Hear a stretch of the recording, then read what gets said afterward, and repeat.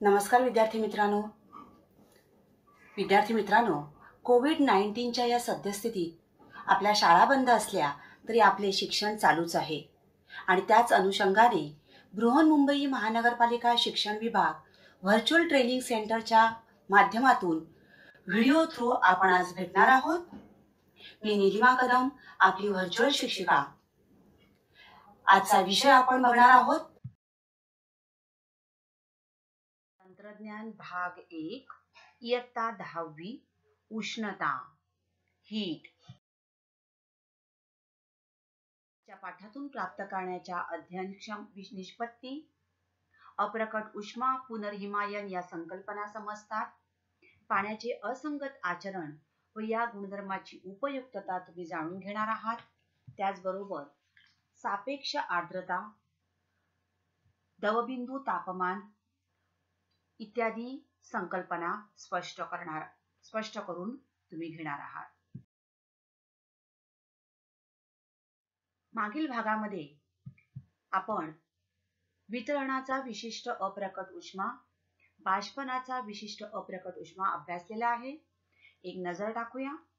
एकक वस्तुमानाच्या स्थायू पदार्थाचे द्रवामध्ये पूर्णपणे रूपांतर होत असताना स्थिर तापमानावर जी उष्णता स्थायूत शोषली जाते त्या उष्णतेला वितरणाचा विशिष्ट अप्रकट उष्मा असे म्हणतात. Specific latent heat of melting. म्हणजेच या ठिकाणी अवस्थांतर हे स्थायूचं द्रवामध्ये होतं, सॉलिड टू लिक्विड. आणि बाष्पनाचा विशिष्ट अप्रकट उष्मा एकक वस्तुमानाच्या द्रव पदार्थाचे वायूमध्ये पूर्णपणे रूपांतर होत असताना स्थिर तापमानावर जी उष्णता द्रवात शोषली जाते त्या उष्णतेला बाष्पनाचा विशिष्ट अप्रकट उष्मा असे म्हणतात. अवस्थांतर कुठून होतं या ठिकाणी? Liquid to gas.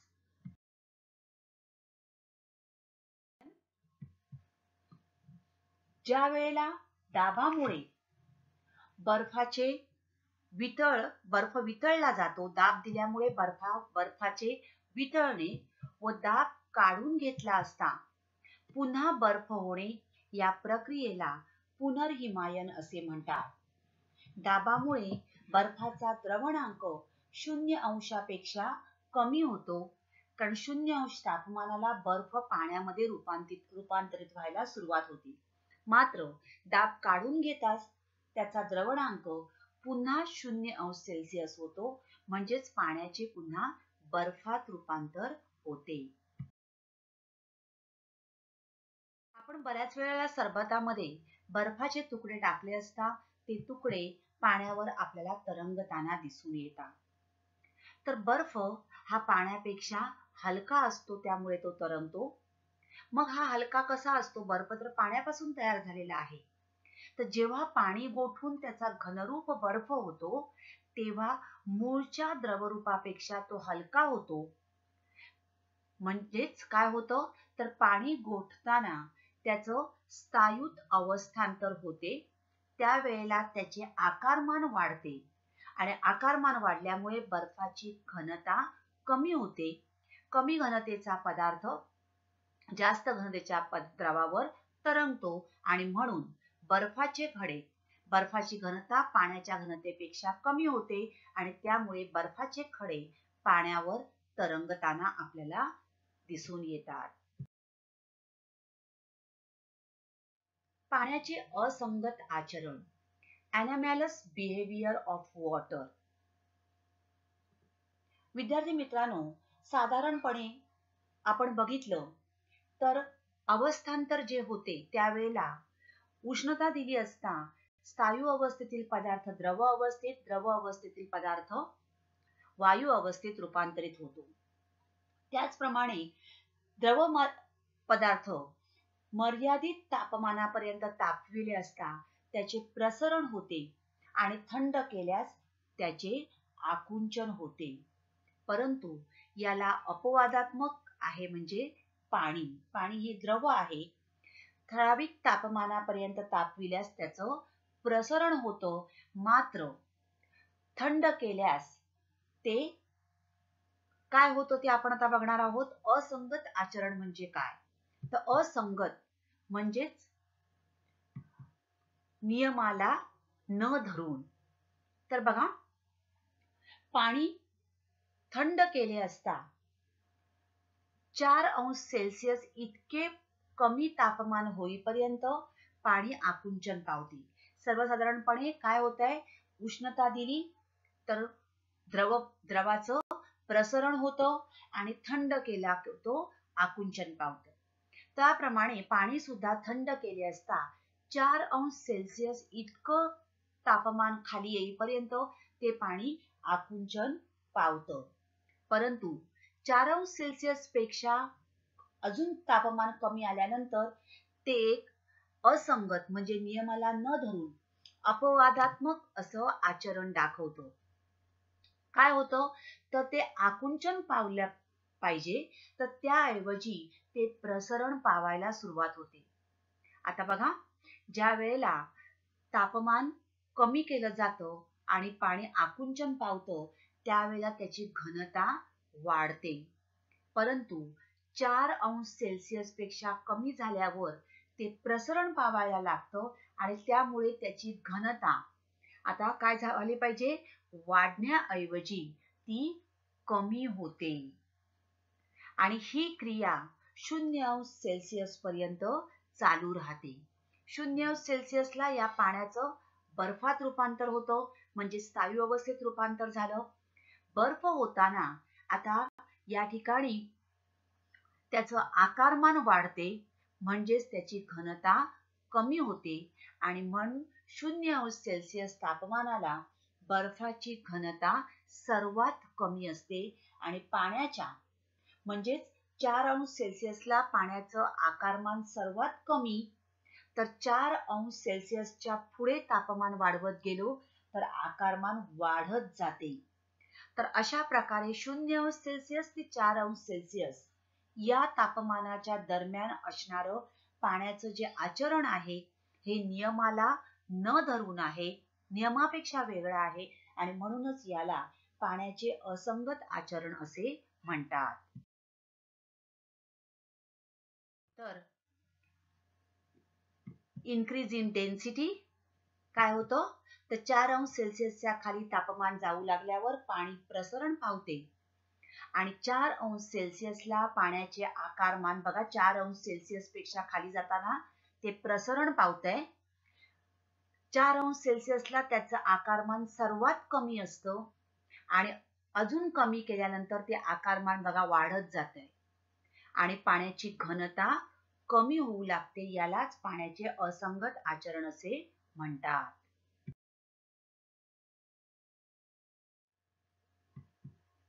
आणि याचाच उपयोग थंड प्रदेशामध्ये होतो. काय होतं बघा, बर्फाळ प्रदेशामध्ये ज्या वेळेला बर्फ पडतो त्यावेळेला जलाशयाच्या पृष्ठभागावर हे पाणी गोठून बर्फ तयार होतो. मात्र बर्फाखाली 4 अंश सेल्सिअस तापमानाचे पाणी द्रव अवस्थेत असते. आता या पाण्याची घनता वरती जो बर्फ आहे त्या बर्फाच्या घनतेपेक्षा जास्त आहे, कारण बर्फाची घनता किती आहे, 0 अंश सेल्सिअस. पण या पाण्याची घनता बर्फाच्या घनतेपेक्षा जास्त असल्याने बर्फ वर राहतो आणि पाणी खाली राहते. तर पाणी आणि बर्फ हे उष्णतेचे दुर्वाहक असल्याने तळाशी असलेल्या पाण्यावर बाहेरच्या थंडीचा परिणाम होत नाही आणि त्यामुळे बर्फाळ प्रदेशामध्ये जरी बर्फ पाण्यावर तयार झाला तरी त्या खाली असलेल्या पाण्यात जलचर जिवंत राहू शकतात. त्याचबरोबर थंड प्रदेशामध्ये हिवाळ्याच्या कालावधीत पाणी वाहून नेणारे नळ फुटतात व खडकांना भेगा पडतात, हे आपल्याला आढळून येतं. याचं कारण सुद्धा या पाण्याच्या असंगत आचरणाशी संबंधित आहे. पाणी जेव्हा आकुंचन पावतं त्यावेळेला ते काय होतं, प्रसरण पावतं आणि त्यामुळे जलवाहिन्यांच्या आतील बाजूंवर पाण्यापासून तयार झालेल्या बर्फाचा दाब पडतो. आकारमान त्याचं वाढत जातं, त्यामुळे त्या बर्फाचा दाब त्या नळावर पडतो आणि या दाबामुळे पाणी वाहून नेणारे नळ फुटतात.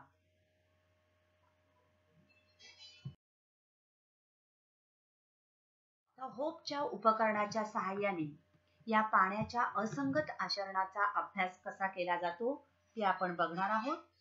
तर पाण्याच्या असंगत आचरणाचा अभ्यास या होपच्या उपकरणाने करता येतो. आता या होपचं उपकरण हे अशा प्रकारे याची रचना असते. धातूचं एक उभट असं हे नळकांडे असते आणि मध्यभागी या ठिकाणी हे सपाट गोलाकार भांडे जोडलेले असते. वरच्या भागावर एक तापमापी जोडण्याची सुविधा असते, तर खालच्या भागावर सुद्धा तापमापी जोडण्याची सुविधा असते. या वरच्या उभट नळकांड्यामध्ये पाणी भरलं जातं, तर पसरट भांड्यात बर्फ आणि मीठ यांचे गोठण मिश्रण भरतात.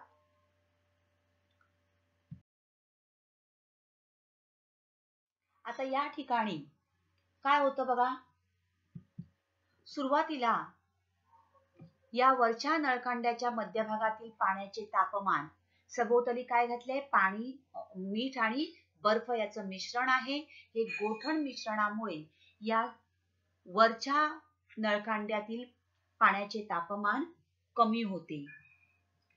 4 अंश सेल्सिअस पर्यंत हे तापमान कमी होते. नळकांड्याच्या मध्यभागातील पाण्याचे तापमान कमी झाल्याने त्याचे आकारमानही कमी होते आणि त्यामुळे त्याची घनता वाढते.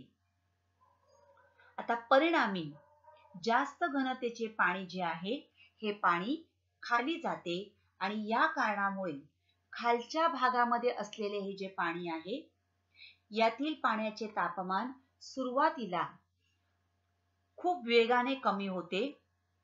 नळकांड्याच्या खालच्या भागातील तापमान जेव्हा 4 अंश सेल्सिअस होते तेव्हा पाण्याची घनता उच्चतम होते आणि नळकांड्याच्या भागातील या ठिकाणी असलेल्या पाण्याचे तापमान 4 अंश सेल्सिअस पेक्षा कमी व्हायला लागतं, तेव्हा हे काय व्हायला लागणार आहे, असंगत आचरणामुळे प्रसरण पावू लागते आणि त्याची घनता कमी होते आणि हे घनता कमी झाल्यामुळे काय होणार आहे, ते पाणी तळाकडे न जाता, खालच्या भागाकडे न जाता वरच्या भागाकडे जाऊ लागते आणि अशा प्रकारे मग वरच्या भागातील पाण्याचे तापमान जलद गतीने पुन्हा 0 अंश सेल्सिअस पर्यंत कमी होते. मात्र खालच्या भागात असणाऱ्या पाण्याचे तापमान 4 अंश सेल्सिअस पर्यंत स्थिर राहतं आणि नंतर तेही 0 अंश सेल्सिअस पर्यंत कमी व्हायला लागते.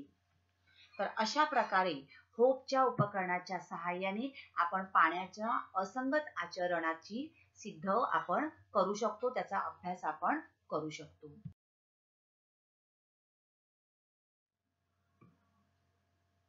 आर्द्रता म्हणजे काय, ह्युमिडिटी.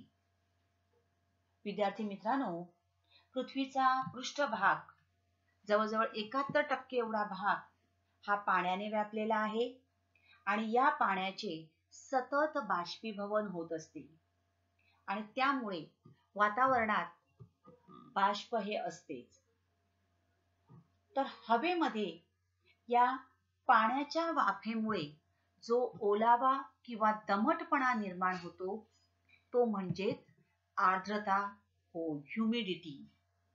तर पाण्याची वाफ ही असते आणि या वाफेमुळे हवेत एक प्रकारचा ओलसरपणा किंवा दमटपणा येतो.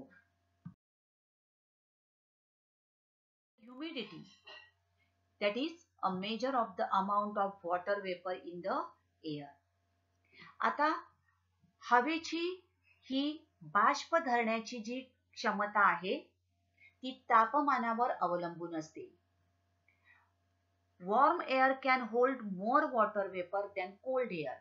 उष्ण हवा जी असते ती जास्त प्रमाण, थंड हवेपेक्षा जास्त प्रमाणात हे बाष्प धरून ठेवू शकते, कारण उष्ण असल्यामुळे त्यातील सूक्ष्म कण जे आहेत ते एकमेकांपासून दूर जात असतात, त्यामुळे आणखीन बाष्प शोषून घेण्याची त्यांची क्षमता वाढत असते.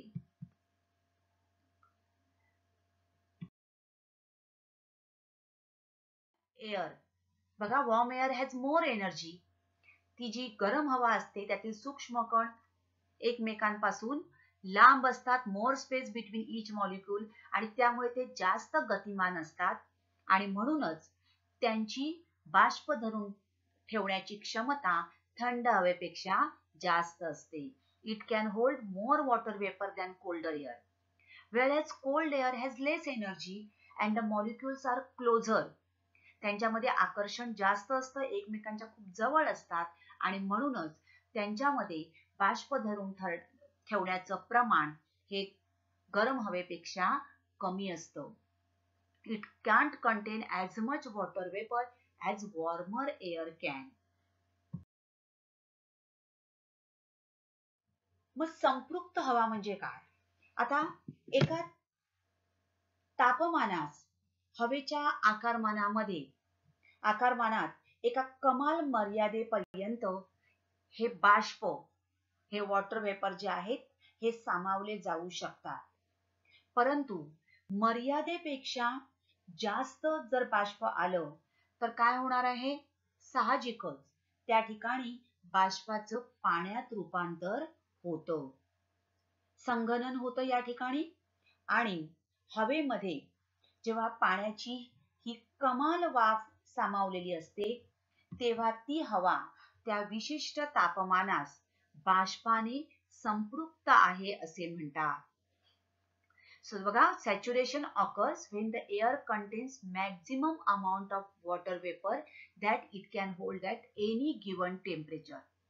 एका दिलेल्या तापमानाला कमाल मर्यादेपर्यंत बाष्प सामावलं जातं, परंतु मग ही जी कमाल जे वाफ सामावलेली असते त्या विशिष्ट तापमानास ती हवा संपृक्त आहे असे म्हटले जाते. The warm air contains more water vapor than cold saturated air. या ठिकाणी दिसते बघा, Seer air at saturation. आणि अतिरिक्त बाष्पाचं काय होते बघा, प्रमाणापेक्षा जास्त झालं तर हे जे अतिरिक्त बाष्प आहे बघा त्याचं हे अशा प्रकारे पाण्यात रूपांतर होतं.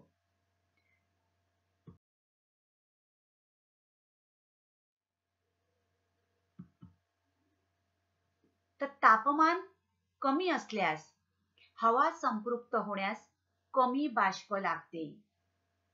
काय आहे बघा, हवा संपृक्त होण्यासाठी लागणाऱ्या बाष्पाचं प्रमाण हे तापमानावर अवलंबून असतं. तापमान कमी असेल तर हवा संपृक्त होण्यास म्हणजे सॅच्युरेटेड होण्यास कमी बाष्प लागते.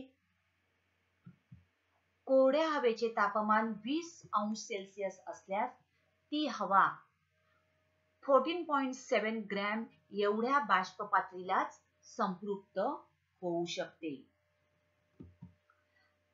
तर हवा सामावून घेत असलेल्या बाष्पाच्या कमाल मर्यादेपेक्षा हवेमध्ये कमी बाष्प सामावलेले असल्यास ती हवा असंपृक्त हवा आहे असे म्हणतात. आता बघा, 20 अंश असल्यास ती 14.7 ग्रॅम एवढ्या बाष्प पातळीला ती संपृक्त होऊ शकते. तर 40 अंश सेल्सिअस तापमानाच्या 1 किलोग्रॅम कोरड्या हवेत जास्तीत जास्त 49 ग्रॅम पाण्याचे बाष्प सामावू शकते आणि ती हवा बाष्पाने संपृक्त होते. आणि अशा हवेत जर बाष्पाचे प्रमाण अधिक झाले तर अधिक बाष्पाचे संघनन होते. आता ही जी असंपृक्त हवा आहे, ही असंपृक्त हवा म्हणजेच काय, तर बाष्पाच्या कमाल मर्यादेपेक्षा हवेमध्ये बाष्प कमी सामावलेले असणे.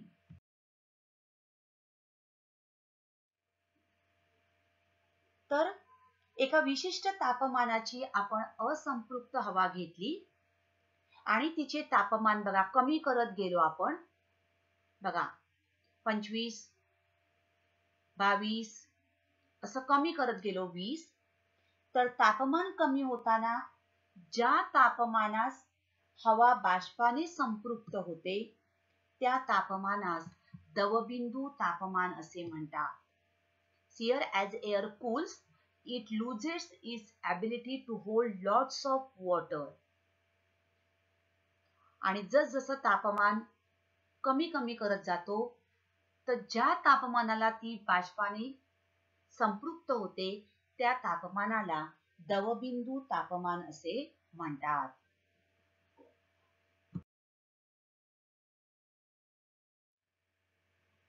आता निरपेक्ष आर्द्रता, ऍब्सोल्यूट ह्युमिडिटी. तर हवेतील पाण्याच्या वाफेचे प्रमाण हे या निरपेक्ष आर्द्रता या राशीच्या सहाय्याने मोजले जाते. मग निरपेक्ष आर्द्रता म्हणजे काय?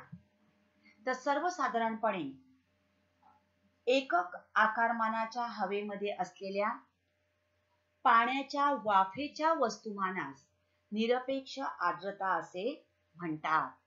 आणि ही निरपेक्ष आर्द्रता किलोग्रॅम प्रति मीटर घन या एककामध्ये मोजली जाते.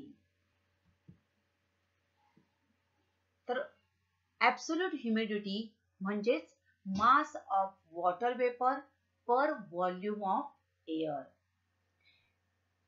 एकक आकारमानाच्या हवेमध्ये असलेल्या पाण्याची वाफ, आणि म्हणूनच ऍब्सोल्यूट ह्युमिडिटी निरपेक्ष आर्द्रता बरोबर त्या वाफेचं वस्तुमान अपॉन व्हॉल्यूम ऑफ एअर, हवेचे आकारमान. सापेक्ष आर्द्रता म्हणजे काय? Relative humidity. So relative humidity means actual water vapor content of air upon maximum water vapor capacity of air into 100. आता बघा या ठिकाणी हवेच्या ठराविक आकारमानात व तापमानास, आकारमान व तापमानास प्रत्यक्ष समाविष्ट बाष्पाचे वस्तुमान व हवा संपृक्त करण्यासाठी आवश्यक असणाऱ्या बाष्पाचे वस्तुमान यांच्या गुणोत्तरास सापेक्ष आर्द्रता असे म्हणतात. आता दमटपणाचे जे प्रमाण आहे हे सापेक्ष आर्द्रतेच्या स्वरूपात मोजले जाते. So cooler air lesser capacity to hold water vapour, आणि वॉर्मर एअर उष्ण हवा असेल, गरम हवा असेल तर तिची बाष्प सामावून घेण्याची क्षमता जास्त असते, आणि जर हवा थंड असेल तर तिची बाष्प सामावून घेण्याची क्षमता कमी असते.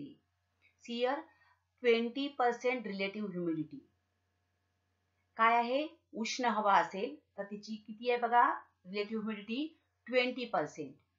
पण थंड हवा असेल तर तिची रिलेटिव्ह ह्युमिडिटी किती आली आहे? 100%.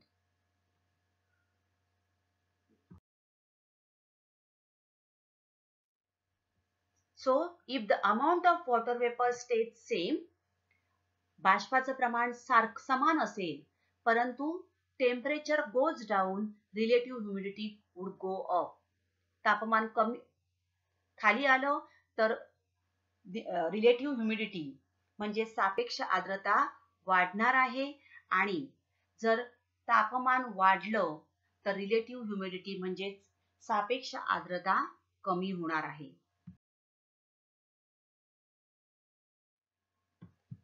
आता दवबिंदू हवेत किती पाणी आहे याचा सूचक आहे, आणि सापेक्ष आर्द्रता हवा संतृप्तीपासून किती जवळ आहे याचे मोजमाप आहे.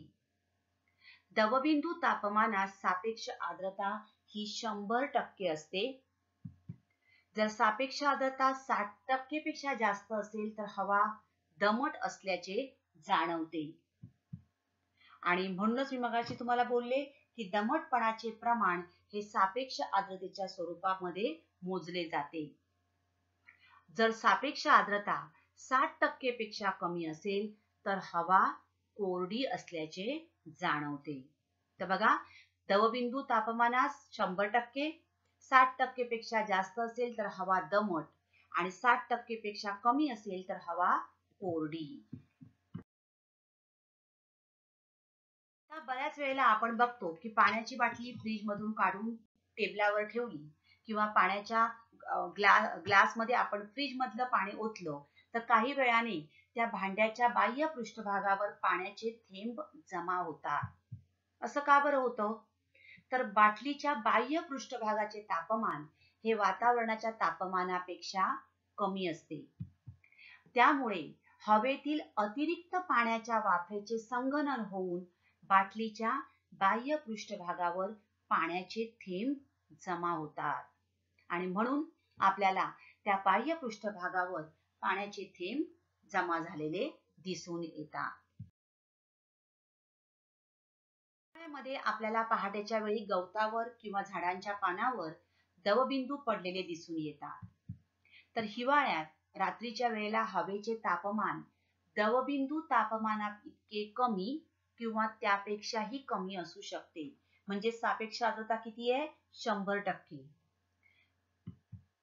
तापमान दवबिंदू तापमानापेक्षा खाली गेल्यास हवेतील अतिरिक्त पाण्याच्या वाफेचे संघनन होऊन ती थंड पृष्ठभागावर जमा होते आणि अशा प्रकारे हे पाणी जमा झालेले पाणी म्हणजेच दवबिंदू होत किंवा दव होय. उष्णतेचे एकक. उष्णता SI मापन पद्धतीत जूल या एककात मोजली जाते. तर CGS पद्धतीमध्ये उष्णता कॅलरी या एककात मोजतात. तर 1 किलो कॅलरी उष्णता, तर 1 किलोग्रॅम पाण्याचे तापमान 14.5 अंश सेल्सिअस ते 15.5 अंश सेल्सिअस पर्यंत 1 अंश सेल्सिअसने वाढविण्यासाठी जी उष्णता लागते त्या उष्णतेला 1 किलो कॅलरी उष्णता असे म्हणतात. तर 1 ग्रॅम पाण्याचे तापमान 14.5 अंश सेल्सिअस ते 15.5 अंश सेल्सिअस पर्यंत 1 अंश सेल्सिअसने वाढविण्यासाठी लागणाऱ्या उष्णतेस 1 कॅलरी उष्णता असे म्हणतात. 1 कॅलरी बरोबर 4.18 जूल. धारकता स्पेसिफिक हीट कॅपॅसिटी. आता समान वस्तुमान असलेले लोखंड, तांबे आणि शिसे यांचे भरीव गोल घेऊन ते तीनही गोल आपण उकळत्या पाण्यात काही वेळ ठेवले. काही वेळानंतर या गोळांना आपण बाहेर काढून त्यांना मेणाच्या जाड थरावर ठेवले. साधारणतः 100 अंश सेल्सिअस पर्यंत पाण्याचं तापमान होईल एवढा वेळपर्यंत हे आपण गोळे त्या पाण्यामध्ये ठेवलेले आहेत. आता हे गोळे बाहेर काढून मेणाच्या जाड थरावर ठेवले. आता या पाण्याच्या उष्णतेमुळे साहजिकच या लोखंड, तांबे आणि शिसेच्या गोळ्यांना सुद्धा उष्णता मिळालेली आहे आणि त्यामुळे जो गोळा उष्णता प्रत्येक गोळ्याने उष्णता शोषलेली आहे ती उष्णता त्या प्रमाणात आपल्याला मेणामध्ये दिसून येणार आहे. जेवढी उष्णता त्या गोळ्याने शोषली असेल तेवढा खोलवर तो गोळा त्या मेणाच्या थरात आपल्याला गेलेला दिसून येत आहे. तर बघा, मेण ज्याने उष्णता जास्त शोषली आहे तो गोळा त्या मेणाला जास्त उष्णता देणार आहे आणि मेण जास्त प्रमाणात वितळून तो तेवढा जास्त खोलवर जाईल. साहजिकच या ठिकाणी तुम्हाला दिसतंय लोखंडाचा गोळा आपल्याला खोलवर गेलेला दिसतोय, तर शिशाचा गोळा आपल्याला सर्वात कमी खोल गेलेला दिसतो आहे. म्हणजेच काय, तर उष्णता शोषून घेण्याचा प्रत्येक गोळ्याचा एक गुणधर्म आहे. तर एकक वस्तुमानाच्या पदार्थाचे तापमान 1 अंश सेल्सिअसने वाढविण्यासाठी लागणारी उष्णता म्हणजेच त्या पदार्थाची विशिष्ट उष्माधारकता होय. तर तिन्ही गोळ्यांची उष्णता भिन्न भिन्न आहे. लोखंडाची उष्णता ही सर्वात जास्त आहे आणि त्यामुळे लोखंडाचा गोळा त्या मेणाच्या थरात आपल्याला खोलवर गेलेला दिसून येतो. तर विशिष्ट उष्माधारकता C या चिन्हाने दर्शविली जाते. विशिष्ट उष्माधारकतेचे SI मापन पद्धतीतील एकक जूल प्रति किलोग्रॅम अंश सेल्सिअस आहे. तर CGS मापन पद्धतीत हे एकक कॅलरी प्रति ग्रॅम अंश सेल्सिअस हे आहे.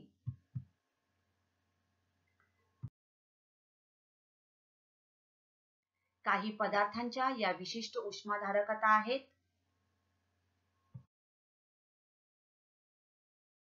देवाणघेवाण कशी होते? उष्ण व थंड वस्तूंमध्ये उष्णतेची देवाणघेवाण झाल्यास या ठिकाणी दिसतंय तुम्हाला बघा, उष्ण पदार्थाकडून ही काय होत आहे, तापमान जी आहे, उष्णता आहे ती थंड पदार्थाकडे वाहून नेली जाते.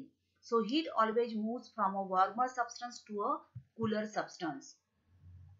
जर आपण अशा प्रकारे उष्ण आणि थंड पदार्थ घेतला आणि ते दोन्ही पदार्थ बघा ए आणि बी, आता हे दोन्ही पदार्थ आपण एकत्र ठेवले, ए हा पदार्थ उष्ण आहे, बी ही वस्तू थंड आहे, ए बी हे दोन पदार्थ आपण एकमेकांच्या जवळ ठेवले तर ए पदार्थातील उष्णता बी पदार्थामध्ये स्थलांतरित होते आणि जोपर्यंत दोन्ही वस्तूंचे तापमान सारखे होत नाही, आपल्याला रंग दिसतोय बघा वेगवेगळा होत असलेला, हा पण थोडासा लालसर होताना दिसतोय, तसा ह्याचा लालसरपणा कमी होताना दिसतोय ए या वस्तूचा.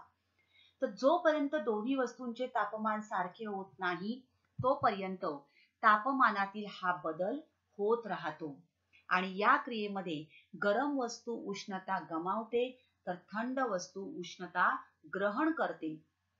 तर अशा प्रकारे दोन्ही वस्तू फक्त एकमेकांमध्ये ऊर्जेची देवाणघेवाण करू शकतात. अशा स्थितीत असल्यास म्हणजेच जर दोन वस्तूंची प्रणाली वातावरणापासून वेगळी केल्यास, म्हणजेच आपण जर त्यांना उष्णतारोधक पेटीमध्ये ठेवल्या तर आपल्याला एक तत्व मिळतं आणि ते तत्व कोणतं आहे? उष्णता विनिमयाचे तत्व. मग काय होतं याच्यामध्ये? तर बघा, दोन्ही वस्तूंची प्रणाली वातावरणापासून वेगळी केल्यास म्हणजे उष्णतारोधक पेटीमध्ये आपण ते पदार्थ ठेवले जेणेकरून बाहेरून उष्णता आत येणार नाही, आतली उष्णता बाहेर जाणार नाही. तर अशा वेळेला उष्ण वस्तूने गमावलेली उष्णता बरोबर थंड वस्तूने ग्रहण केलेली उष्णता. आणि म्हणूनच अन्न बघा अशा प्रकारच्या उष्णतारोधक पेटीमध्ये ठेवलं जातं आणि त्यामुळे ते बराच वेळपर्यंत गरम राहू शकतं. किंवा गरम पदार्थ आपण एका थंड पदार्थावर ठेवल्यास तर तो थंड पदार्थ सुद्धा थोड्याफार प्रमाणात गरम झालेला आपल्याला आढळून येतो. आता विशिष्ट उष्माधारकतेचे मापन आणि कॅलरी मापी. पदार्थाच्या विशिष्ट उष्माधारकतेचे मापन मिश्रण पद्धतीने करता येते आणि यासाठी कॅलरी मापी या उपकरणाचा उपयोग केला जातो. असलेल्या पाण्याचे तापमान 20 अंश सेल्सिअस पासून 100 अंश सेल्सिअस पर्यंत वाढविण्यासाठी किती उष्णता लागेल? दिलेल्या गोष्टी आपण लिहून घेऊ. मास म्हणजे वस्तुमान दिले 5 किलोग्रॅम, सी बरोबर 1 किलो कॅलरी प्रति किलोग्रॅम अंश सेल्सिअस आणि तापमानातील बदल म्हणजे 100 वजा 20 बरोबर 80 अंश सेल्सिअस. आता द्यावी लागणारी उष्णता बरोबर वस्तुमान गुणिले विशिष्ट उष्माधारकता गुणिले तापमानातील बदल बरोबर एम म्हणजे दिलेला आहे 5 किलोग्रॅम. आपण किमती घालणार आहोत. 5 गुणिले 1 गुणिले तापमानातील बदल 80 अंश सेल्सिअस. गुणाकार करा. किती आलं उत्तर? 400 किलो कॅलरी. म्हणजे तापमान वाढवण्यासाठी द्यावी लागणारी उष्णता बरोबर 400 किलो कॅलरी. 100 अंश सेल्सिअस तापमान असलेल्या 15 ग्राम पाण्याचे त्याच तापमानाच्या वाफेत रूपांतर करण्यासाठी किती उष्णता लागेल? या ठिकाणी पाण्याच्या बाष्पणाचा विशिष्ट अप्रकट उष्मा दिलेला आहे 540 कॅलरी प्रति ग्रॅम. आता तापमान आपल्याला तेच ठेवायचंय, त्याच तापमानामध्ये बदल नाहीये, त्यामुळे दिलेल्या गोष्टी लिहून घेऊ. एम बरोबर 15 ग्रॅम आणि सी बरोबर 540 कॅलरी प्रति ग्रॅम. उष्मा आपल्याला काढायचं आहे. उष्णता Q बरोबर किती? तापमान सेम आहे त्यामुळे सूत्र लिहूया. Q बरोबर M × L. किमती घालू. 15 गुणिले 540 बरोबर 8100. तर द्यावी लागणारी उष्णता बरोबर 8100 कॅलरी.